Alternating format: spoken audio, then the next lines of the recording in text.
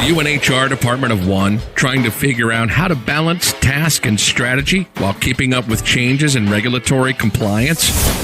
Do you need a fresh outlook on old topics? Then stop what you're doing, grab your coffee, and get ready to recharge. If you have people, you have problems to solve and things to do. Your host is Brenda, a 20-year human resource professional, ready to explore the HR industry with veterans of business and life with fresh eyes and new ideas. Learn about the rapidly evolving changes in employment law around the country, as well as new tactics to deploy and build engagement in your workforce. If you're looking to implement new practices to make your job easier in HR, then this podcast is for you.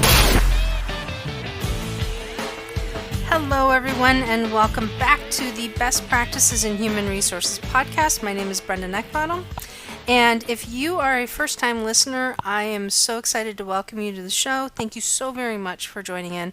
And if you are a returning listener, thank you, oh my gosh, for continuing to stay on this journey. It's absolutely fantastic and very, very fortunate. So today, we're going to get right into it.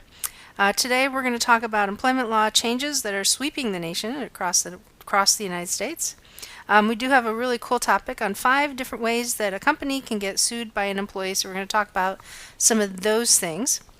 We've got some announcements, got some feedback that we're going to use for the HR question of the day, and I'm going to share with you how you can get best practices delivered straight to your inbox. And before we go on, just want to let you guys know that the information available through this podcast is for informational purposes only and not for the purpose of providing any form of legal advice. You should contact your attorney to obtain legal advice with respect to any particular issue. And if you don't have an employment attorney, you may contact me and I may be able to refer one to you through our friends over at Jackson Lewis and our affiliate program. So, headlines across the nation. So, believe it or not, there's really not much going on. National Labor Relations Act has ruled, well, not the act itself, but part of the NLRA has ruled that misclassifying workers no longer constitutes an unfair labor practice. So, if you are actually working with a union or are faced with a position where you may have a collective bargaining agreement, something to check into under NLRB is definitely check out that misclassifying workers no longer constitutes what is deemed as an unfair labor practice. Over in Alabama, the new pay equity law takes effect starting September 1st. That has now happened. So if you guys are working in Alabama, please make sure that you are understanding what the new pay equity law is about. And over in California, the governor has extended the employer's deadline to comply with the anti-harassment training requirements for that particular state. So that is delayed. Looks like it's delayed into 2021. And then lastly, today, like I said, there isn't very much. Employers may face some new challenges and liabilities for violating some of New York's frequency of pay law. So if you're up in New York, make sure that if you're an employer that you have a really good grip and understanding of what is going on with the frequency of pay law.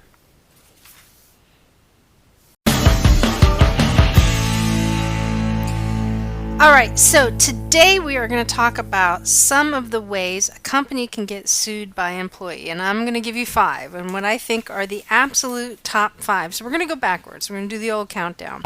So number 5, the EEO, or not abiding by the Equal Pay Act. So what this is referring to basically is that when a company fails to review pay practices to eliminate any type of disparity in pay that can't be explained, can definitely get you into trouble.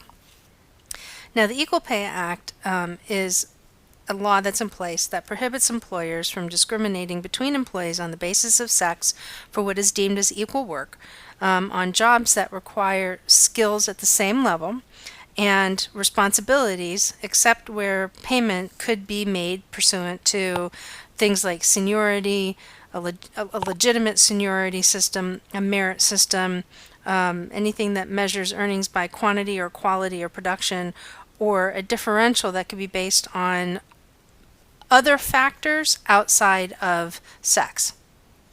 Now, oddly enough, there really hasn't been any type of clear cause or definition that is behind the reason why a gender pay gap exists. There are some experts out there that have hinted that there could be some, contributing factors or some things, reasons out there that would, contribute to that.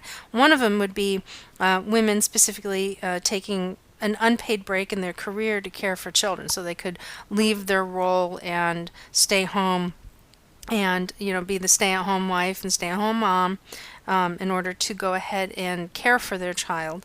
Also, women tend to be in the category, or be the individuals that are less likely to negotiate pay and raises and promotions. I'm not really quite sure why that is, but that seems to be a call out with some industry specialists. And then also, women also it could be looked at that women leave certain industries due to inflexible work schedules, or there's a perception of discrimination. And in some instances, when you have a male-driven industry, we could definitely see how that is in place. So when you're looking at unfair pay practices, also remember that the new EEO-1 reporting requirements and pay data collection reports for employers with 100 or more employees, all of that kind of loops into the number 5 way that an employer could get potentially sued by their employees. All right, so number 4. The next thing that on the top 5 list that could get an employer sued by an employee is really overlooking ADA accommodations and what is possible. These are ADA claims and settlements are pretty significant, and this is one of those moments where if you don't think that what the request is coming through it was a reasonable request under ADA, or it's a request that you should accommodate, I'll be honest with you, spending $350 to reach out to your employment attorney and have that conversation with somebody is well worth the money spent, rather than having to defend a $350,000 case. So a lot of employers overlook possibilities in accommodating ADA if it applies. And of course, it's really hard to get into specifics here because there are so many variables that could kick in that may not necessarily be relevant to your particular ADA case with an employee. But a couple of things that could potentially lead somebody into a little bit of a hot zone are when an employer requires drug testing and medical exams. If you're not doing that appropriately, or if you're requesting it and you're kind of flying blind with that experience, you're going to wind up getting yourself into some pretty bad stuff. Another area that is really, I think the EEOC is really starting to look at more and more as a possibility, especially in a digital age, is it possible that the employee can actually work from home?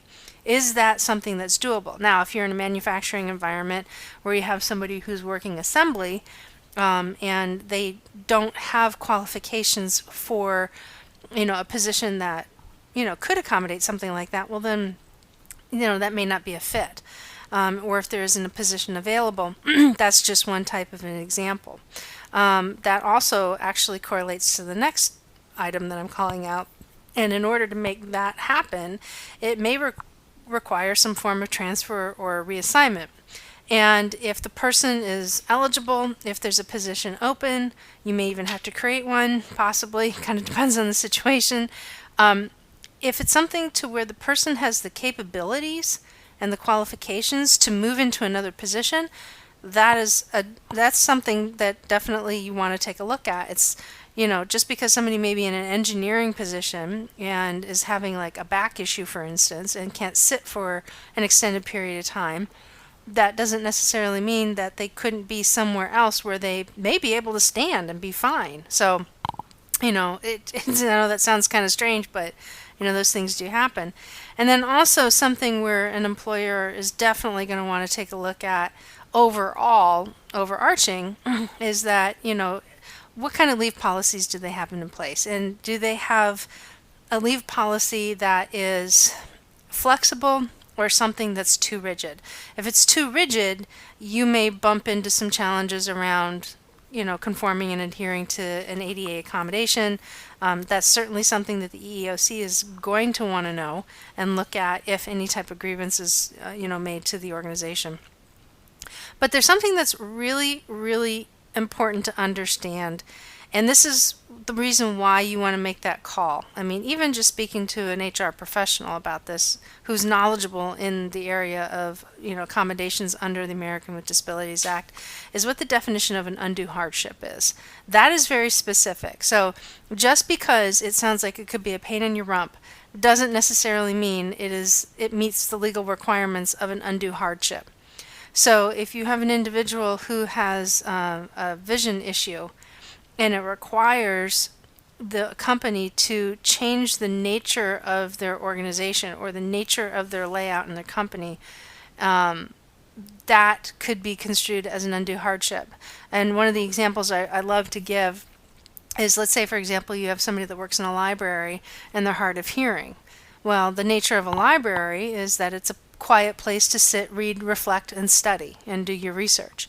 So this person who is hard of hearing, part of their responsibility is to answer the phone for all incoming calls. Well, if they keep missing calls and they say, well, I can't hear, so I'd like to have a bell, a big, big bell installed in the library.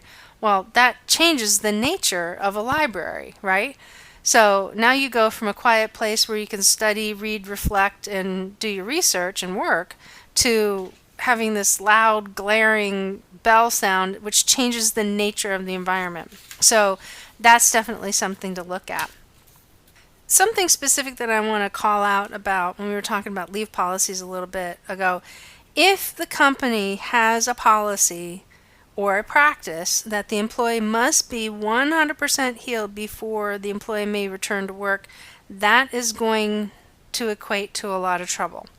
And mainly because, again, there may be a requirement or a request for an accommodation, and being 100% healed with a disability is not something that's going to work out very well. So that's something in the policies that I just wanted to do a shout out.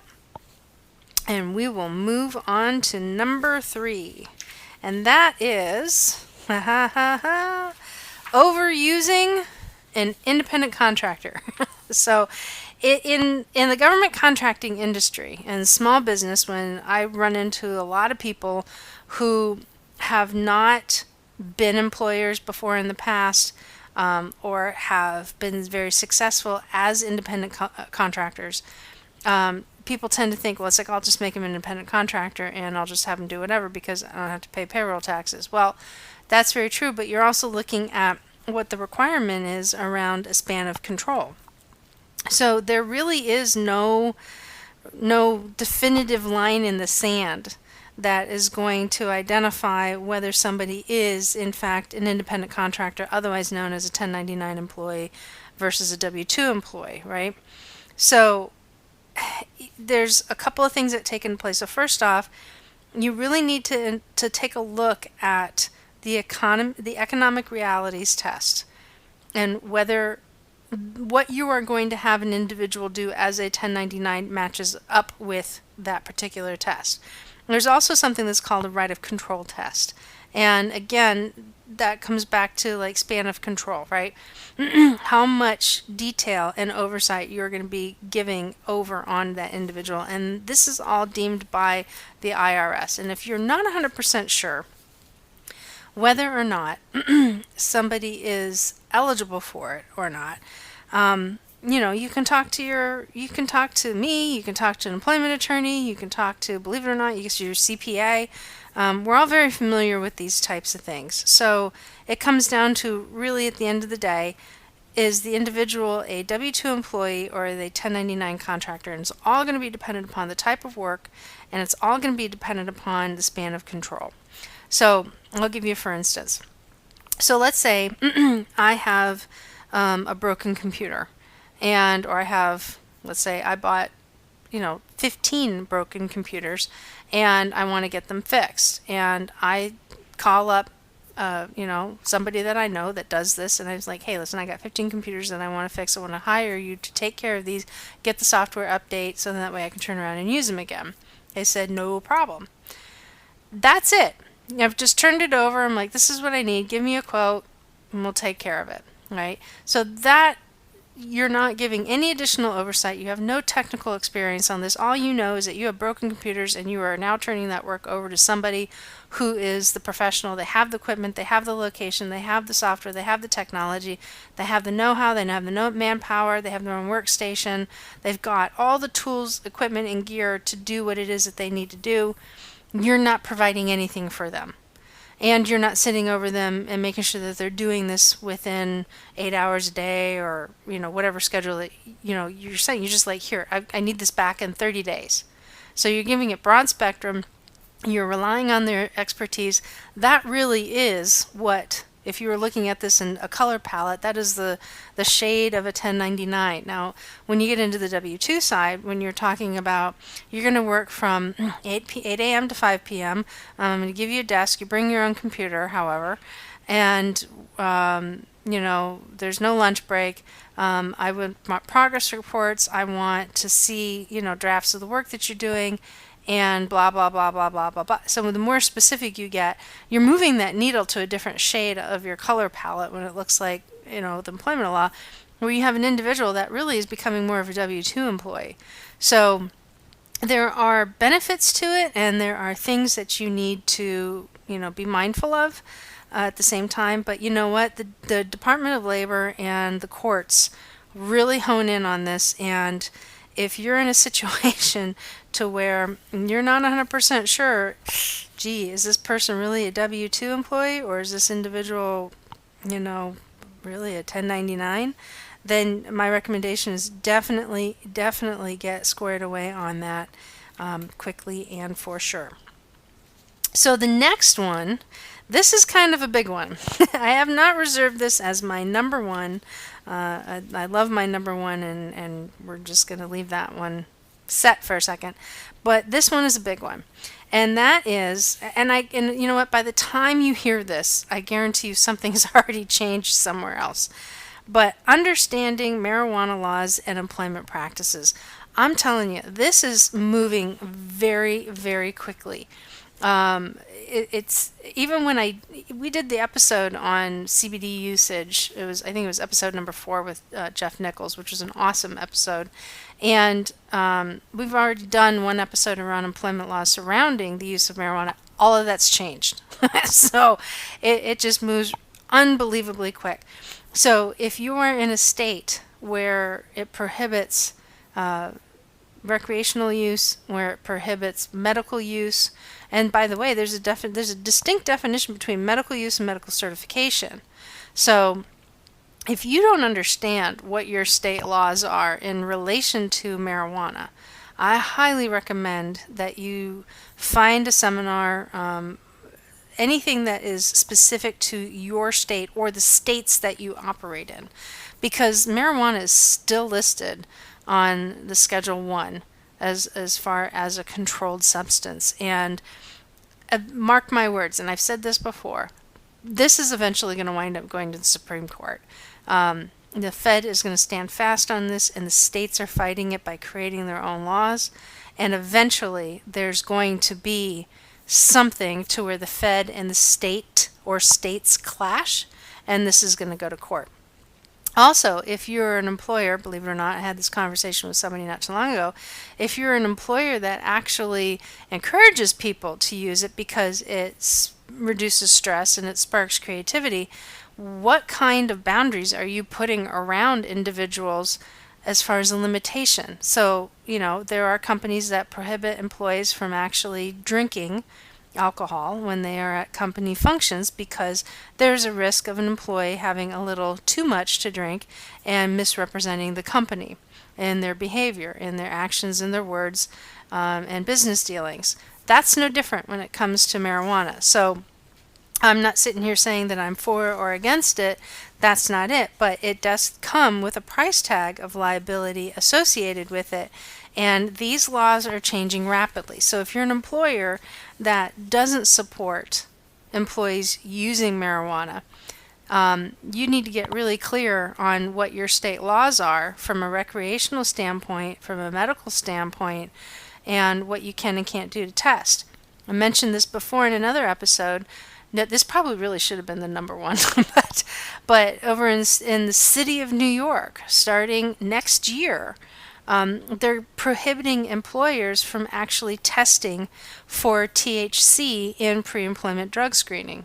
So, these things are critical. So if you're in New York City and you're still using a standard pre-employment screening test, and you haven't identified yourself as a City of New York employer, and you're doing this, you're going to be violating the law here real soon. So you definitely want to get square on that, because trust me, employees do their research. They are not shy about looking things up. And if you've listened to a prior episode where I actually identified questions that employees are asking, then you'll learn that they ask some pretty interesting questions, and the information that is out there is awful. I mean, if you go to some Q&A websites and people ask a question about something, it's amazing. People will put answers out there that really truly don't know the accurate information, and it can really open up some pretty big crevices and cracks in your practice. All right, so the number one, the big one, the bomber that employers can do to get themselves into serious hack and legal action is when it comes to making decisions around criminal convictions. Now, specifically, what we're talking about is not making an individualized determination or making a decision based off of what the individual, what their background is. Now, before I go on, there is a very distinct difference between an arrest and a conviction. In this country, the way I always share people and I educate individuals on this is that in this country, everybody is innocent until they're proven guilty. That's what you want to adhere to when it comes to making a decision based off of an arrest or a conviction. So first off, it is unlawful to make a employment determination based off of an individual's arrest. Now, I'm not talking about whether they are behind, in jail, or if they have made their bail, okay? That's not what we're referring to. I'm simply coming back down to, have they been arrested, yay or nay, yes or no? You cannot make a determination to terminate somebody if they have been arrested, simply because they're arrested. If an individual is in jail and they are not issued bond or bail, or they can't make bail, you still are in your best interest to not separate from them. And if you try and use the reason that, well, they can't report to work, you're absolutely right. There's nothing wrong with putting them on an unpaid administrative leave until they work out, all their legal issues, meaning that they can remain on payroll, inactive. They're just, the company's identified that we're going to put you on an administrative leave, means that we just simply recognize that you are not able to work at this time until you get this resolved. It's a no harm, no foul. It's one of the safest things that you can absolutely do. And then go ahead, and once they have either been found, they've been convicted, or they have been found not guilty and have been released, then you can address the issue then. Now, we can't talk about that here because, again, that's one of those things where you have a ton of different scenarios and things that can come into place. But when somebody is just simply arrested, my advice, and just about every attorney will tell you, don't go down that road, okay? Now, if somebody has a criminal conviction, well, the criminal conviction in and of itself really can't serve as an absolute benchmark or bar to employment decisions in all cases, meaning you have to take a look at what it was that they were convicted as. So for instance, and this is not anything solidified, but this is a for instance to take into consideration. Let's say you work in a retail environment. where you have things that can be pocketed. You have an individual that you've got cash transactions, you've got credit card transactions, you've got employees have access to financial assets, even though they're limited, but they still have access to that. If you have an individual that has come to apply for a position in their company and they have a criminal history of larceny and ID theft, can you consider not bringing them aboard for that reason? Sure, because you do have to work to protect your organization. Now, this is not a definitive, right? Again, this is not legal advice. All I'm saying is that can you consider it? Yes, you can consider it. If you have an individual who has a DUI conviction that's 35 years old and same retail organization, and they want to come in and they apply for a position where they're moving inventory around, but they haven't had any criminal, convictions since that one mistake 35 years ago, can you use that against them? Well, at that point, probably not, because, that was 35 years ago that a specific instance took place. If they've maintained a clean record ever since, why wouldn't you want to, right? They could very well be a really good employee. So you really have to spend some time taking a look at the nature and the gravity of that particular offense, all right? How long has the time been since that conviction had passed, right? And again, like if you had an individual who, was caught, stealing $200 as a till when they were 18 years old, and they're coming to you and they appear to be in their mid to late 50s, and they, the background check comes back where they don't have any other, criminal record, then, it's like, then that's something that you want to take a look at. But then again, you also need to align it with the nature of the type of job that they're coming after. So if it's a situation like the DUI instance, if it's within 3 years and their position requires them to transport individuals to and from different types of facilities or act as a courier or anything like that, then your thought process may have to be a little bit more tuned in, a little bit more focused. But if you have something that has been around for a while, then you know what, it's all about, what a reasonable person would do. And does it make sense? And I'm going to be honest with you, one of the best employees I ever hired actually had a DUI conviction that was within a 2-year window. And it's a fantastic story. I mean, it was unfortunate that he got it, and he got it in the process of trying to do something where somebody's life was at risk.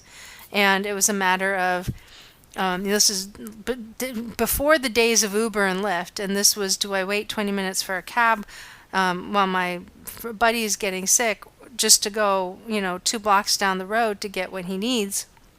Or do I call an ambulance that's going to take another 5 minutes when I can get there in about the same amount of time and get him what he needs? It's, it was just one of those things. And he was a stellar employee, absolutely stellar employee. And he did everything that the court asked, and I gave him a chance. And, he worked for the company for many, many years. So I was pretty excited about that. So there you go, my friends. Those are the top 5 ways a company can get sued by an employee if they are not paying attention to what it is that they can and cannot do.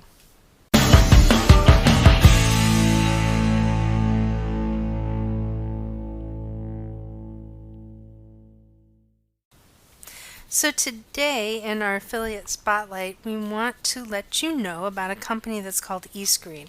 And eScreen is a background screening service that is used specifically for pre-employment drug screening, and it's absolutely fantastic. I've used it for a number of years. It's super simple. You can find clinics by registering the individual or the candidate online all over the United States, and I've had a lot of really great, it's just an easy program to use. So if you guys are looking for pre-employment drug screening company, you are welcome to connect with me, and I can get you linked up with our folks and our friends over at eScreen. Got some announcements for you guys. We do have some workshops that are active for the month of October, November, and December. We've got 3 opportunities to attend the Hiring Talent for Employers workshop. And one of them will actually be a virtual workshop as well. It's live and virtual all simultaneously. Also in November, we've got Kicking Off a Successful New Year, and we're going to talk about what are some of the best practices that companies can do in order to get themselves set up for a new year. We also have in December 2 opportunities where you can learn how you can help grieving employees through the holiday season. So if you are interested in these any one of these workshops, please visit bestpractices.org, click on the events tab, and then it will actually get you over to the registration page where you can go ahead and join us. We also have some new course. We have a new course that's coming out online at the HR University by Best Practices, and it is open for business officially. This library provides online content that is designed to help bring practical and current human resource knowledge to those practicing HR in the field. The course content ranges from basic compliance to covering some of the more complex challenges in our industry. So the new course is called Employment Law and Employee Size. And what we're going to do is take a look at all the various laws that an employer with a specific size workforce needs to adhere to. Now, the release date of this coming up is Saturday, September 21st, and you can take advantage of getting a special price. It is the 5 for 50 special offer, which means that the course will run 50% off for the first 5 days once the course is released, and the new course discount will expire after the 5th day. 1 minute after midnight.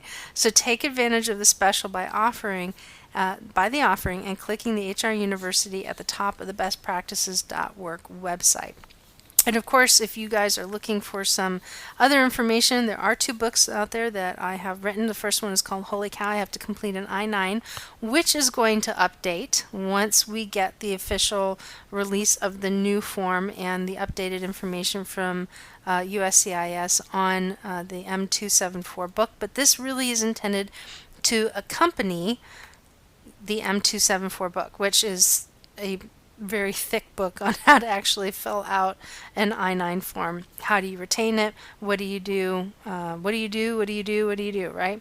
But we're also going to talk about what do you do if you actually get audited. So then there's another book called Holy Cow, I Have to Talk to My Boss, where I share the 4 rules to building a better working relationship with your boss. And if you're interested in those books, you can find them on the bestpractices.org website by clicking shop at the top of the webpage, and you can go ahead and we will ship out your copy directly to you.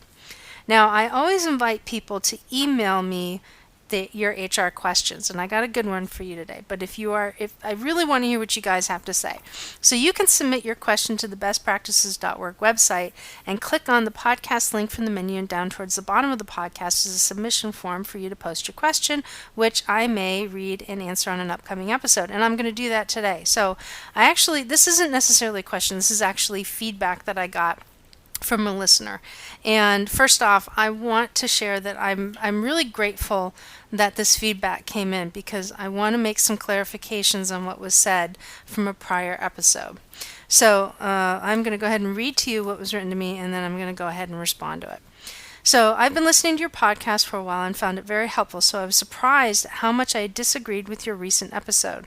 I was very put off by the comments in this podcast about those with absentee issues, especially those who are primary caregivers. If you are taking care of a loved one with an illness or have a young child, is the expectation then to quit working? That is not a reality for most people. Now, a person should not be made to feel like they are a bad employee or incapable of doing work just because they might have issues with clocking in at a certain time. I am a single mother, and there are times where traffic is worse than anticipated, that my daughter has an accident while we are walking out the door. Life happens. I try my best to stay 10 to 15 minutes, but again, I can't punch the clock far beyond what I used to as a single non-caregiver because I have a daycare pickup. Does this mean I'm a bad employee? A disruptor, as you called it. Not all parents have the luxury of being in higher management positions where they create their own schedule and are not under the watchful eye if they are a few minutes late. These caregivers are not lazy, rolling out of bed 30 minutes before they should be to work, but yet this podcast assumes that they are. And these situations are often beyond the person's control. Why are we not meeting employees where they are? Talking with them about specific tools and resources with EAP programs, understanding that they might really be trying their best through sometimes difficult situation, offering things like a later start or coming together to help them rather than micromanaging and making these employees feel like they're incapable. So first off, I really do appreciate this because I want to make some distinctions on this. So first off, when I refer to a business disruptor, an employer's number one responsibility is not to make a profit. The number one responsibility of any employer is to keep the door open to ensure that they can make payroll and they can support and financially compensate their employees pay period after pay period, month after month, year after year. That is the number one responsibility of any employer. So when a situation comes up where it inhibits or prohibits an employer from earning that money in order to pay their employees, that is what is being referred to as a disruptor. Okay? When you have a workforce, everybody in the workforce will impact the customer relationship. There isn't a business out there that doesn't operate without some consumer. And it's either indirect or direct impact. So if it's a client-facing employee, if somebody's not showing up, and that client-facing employee therefore inhibits or prohibits the employer from earning that money so that they can pay for their employees and compensate them, that is viewed as a disruptor. If it's an individual that supports client-facing employees and collectively the actions of those individuals prohibit the client-facing employee from performing their duty, which inhibits or prohibits an employer from earning that revenue so that they can compensate their employees, that is a disruptor. So the individuals in and of themselves are not disruptors. It's actually what they are doing that inhibits or prohibits an employer from earning that revenue in order to do that. Now, a lot of companies in the U.S. don't have all of their employees sitting down behind a desk working salaried positions. What I'm referring to are individuals that, well, it could be individuals sitting down at a desk working a more technical position, but you also have companies that have a delivery system of service or a delivery system of goods and a delivery system of durable goods, right? So think about what happens, and I use retail a lot because that's an easy one. So what would happen if we had 7 people that were scheduled to open a big box retail chain store, and only 2 of those individuals actually showed up because the other 5 were late. And the store had to open with barely a skeleton crew, hardly anything that would be able to sustain business. Would that be considered a disruption to business? Absolutely. So the store would still have to open in big box retail, just so you guys know. You don't not open. The only way you not open is if you get a directive from either the district manager, regional manager, or the corporate office. And that is going to be a pretty extreme situation. So if your store is not opening, you also tend to get penalized by the landlord or the mall or wherever that agreement is. So there's a financial penalty as well as not bringing in money. So that is a disruptor. But when you have individuals that are consistently not showing up, that disrupts. So are they bad employees? No, they're not bad employees. No one ever said that an individual was a horrible or bad employee. But it does inhibit or prohibit or make it more difficult for an employer to get the job done so they can service the customer and they can get that money in. So this show is about talking to business owners and business operators on how to overcome these challenges. And this is what this conversation is targeted to. So when you do have individuals, and I'll be honest with you, I have had individuals who are primary caregivers that are horrendously late. but they inhibit and prohibit a business from operating and functioning, so that way we can pay employees. Because when a person is late, it not only impacts their ability to earn money, it impacts everybody's ability to earn a paycheck. And so that's what has to be reined in. Now, meeting an employee where they are, I tend to agree with that to a limit. And I think that is way in the beginning stages. So when you have an individual that appears to be having some challenges, yes, you should be having a conversation with them. But the problem is not the employers. The problem that needs to be fixed is on the ownership of the employee. It is the employee who has a schedule, and if they're not showing up for it, that is the employee's problem to fix. It is the employer's issue to address. So that is a very clear distinction that I want to make as well. There are individuals that are lazy and roll out of bed 30 minutes late, and those people also need to be addressed in a similar manner as well. But EAP programs may not necessarily be the sole source or be an effective tool to address attendance issues. It all depends on what the situation is, and it's not anything that anybody can really read into. But the thing is that attendance is something that is a business disruptor. And it can be a business disruptor if it prohibits or inhibits a company from earning revenue so that they can compensate their employees for work that has been performed. So I agree, meeting somebody where they are, but that has an expiration point. And I'm going to tell you right now, even if I had never had that episode, never broadcasted that episode, or talked about, this particular feedback and giving these distinctions, no matter how much an employer wants to support their employees, is about the employees, wants to do whatever they can to make sure that the work environment is great, I promise you, at some point in time, if an employee's attendance is an issue, it will get dealt with, and all of that other stuff will be set aside, especially if it is that consistent. And so what a disruptor really is really more of a consistent, more significant issue rather than just one person coming in 10 minutes late once every 6 months. So I want to make sure we get that distinction. So I love the fact that you wrote it. Thank you very much. I think it's great. Look, life happens, right? But if the employee is making a concerted effort to overcome those obstacles, then the disruption is less and the impact is not as high. And when the impact is high, it doesn't matter what I say, what you say, the employer is going to deal with it. Promise you. They are just going to handle it. And it is very frustrating when you are an employer or when you're a supervisor, when you have somebody that just can't seem to make it in. You can do schedule adjustments. There are things that you can do. You can meet halfway at the table, but if that person is not able to get it right, it's going to get managed, that is for sure. So I really appreciate it. And so for those of you, again, please send in your information. That was fantastic. I really do appreciate it. And I look forward to hearing more about what people say. So if you guys want to find out what I'm doing and what I'm up to, please feel free to go ahead and follow me on Instagram and Facebook at Best Practices in HR.